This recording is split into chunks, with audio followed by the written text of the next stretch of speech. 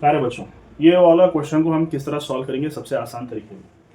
अब सबसे पहले यहाँ पर देख लो, एक पॉजिटिव टर्मिनल है और नेगेटिव टर्मिनल है। और ये पॉजिटिव टर्मिनल से कौन से डायोड्स फॉरवर्ड बायस होंगे, कौन से डायोड्स रिवर्स बायस होंगे, वो पहचान लिए पहले से। तो सबसे पहले की बात क्या है, यहाँ पर पॉजिटिव पॉजिटिव से कनेक्शन है, नेगेटिव नेगेटिव से कनेक्शन है, तो ये वाला फॉरवर्ड बायस हो गया। ओके, ये पॉजिटिव नेगेटिव से कनेक्शन है, ये वाला रिवर्स बायस, ये वाला फॉरवर्ड बायस, और ये भी पॉजिटिव नेगेटिव से कनेक्शन है, ये भी फॉरवर्ड बायस हो गया इसके अंदर। इसका मतलब ये है कि ये वाला डायोड के पार्ट को हम निकाल देंगे, और ये दोनों डायोड्स फॉरवर्ड बायस होने की वजह से वो डायोड हो या ना होने के बराबर एक वायर समझेंगे इसको। ठीक है, तो अब देखो इसके सर्क्यूट को, इस वाले सर्क्यूट को हम इसको कन्वर्ट कर देंगे इस वाले सर्क्यूट से। सेम बैटरी, ये वाला नहीं है, ये वाला डायोड निकाल दिए, इसको 10 ohms ले लिए, बाजू में 10 ohms, ऊपर 10 ohms, खत्म। अब ये वाला 10 and 10 20 हो गया, ये वाला 10 हो गया। ओके, और ये वाला 10 volts।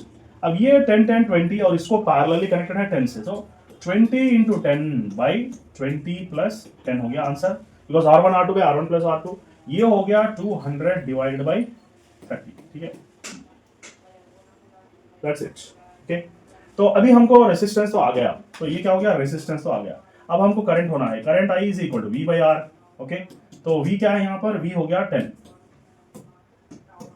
तो वी 10 हो गया, और ये वाला 20/3 ऊपर आ जाएगा, तो ये दोनों cancel, so I is equal to 3/2 हो गया, which is nothing but 0.2 amperes. ये हो गया सबसे आसान आंसर आपका। तो इतने कॉम्प्लेक्स सर्क्यूट्स को भी इस तरह हम सिंप्लीफाई करके आसानी के साथ सॉल्व कर सकते हैं। प्यारे बच्चों, ये वाला क्वेश्चन को हम किस तरह सॉल्व करेंगे सबसे आसान तरीके में। अब सबसे पहले यहाँ पर देख लो, एक पॉजिटिव टर्मिनल है और नेगेटिव टर्मिनल है। और ये पॉजिटिव टर्मिनल से कौन से डायोड्स फॉरवर्ड बायस होंगे, कौन से डायोड्स रिवर्स बायस होंगे, वो पहचान लिए पहले से। तो सबसे पहले की बात क्या है, यहाँ पर पॉजिटिव से कनेक्शन है, नेगेटिव नेगेटिव से कनेक्शन है, तो ये वाला फॉरवर्ड बायस हो गया। ओके, ये पॉजिटिव नेगेटिव से कनेक्शन है, ये वाला रिवर्स बायस, ये वाला फॉरवर्ड बायस, और ये भी पॉजिटिव नेगेटिव से कनेक्शन है, ये भी फॉरवर्ड बायस हो गया इसके अंदर।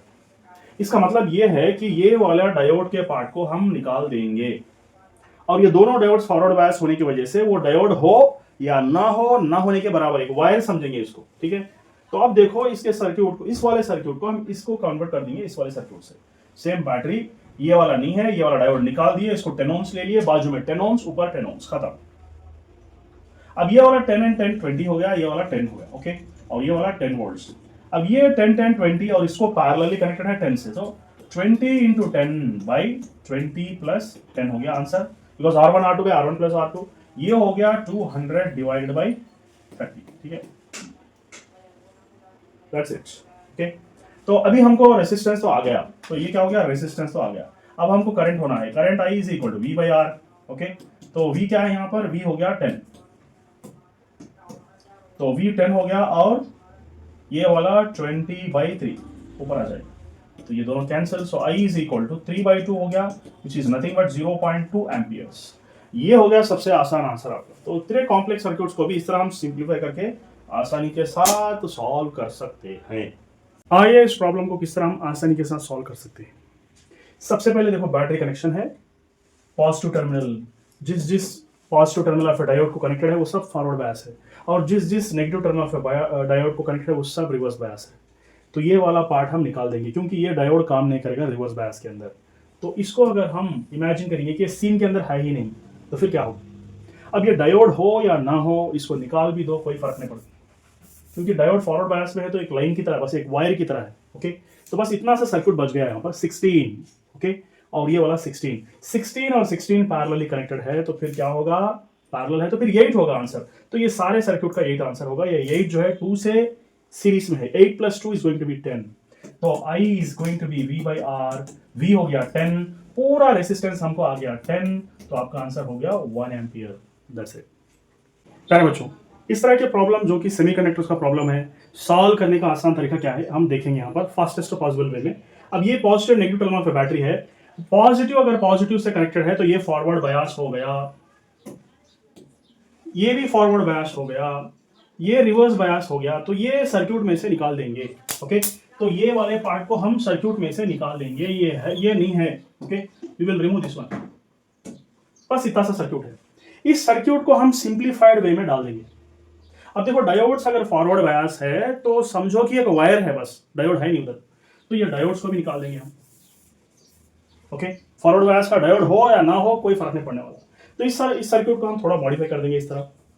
तो ये हो गया 10 10 20 और ये 10 हो गया। ये 20 और ये 10 जो है पैरेलल कनेक्शन में है। ओके, जब ये पैरेलल कनेक्शन में है तो R1 R2 by R1 plus R2 मतलब 20 into 10 by 20 plus 10, ये हो गया 200 by 30 which is nothing but 20 by 3। ये हो गया रेसिस्टेंस नेट रेसिस्टेंस तो आ गया, हमको करंट पूछ रहा बैटरी के अंदर। तो current is nothing but I is equal to V by R।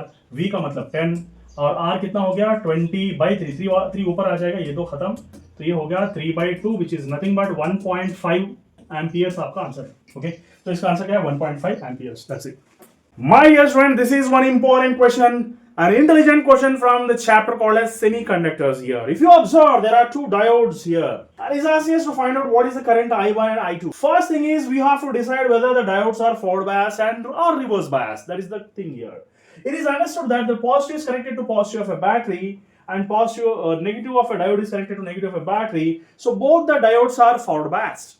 When both the diodes are forward biased, that means their presence doesn't have any meaning. That means they are not present, because diodes when they are forward biased, they behave just like a wire. That's it.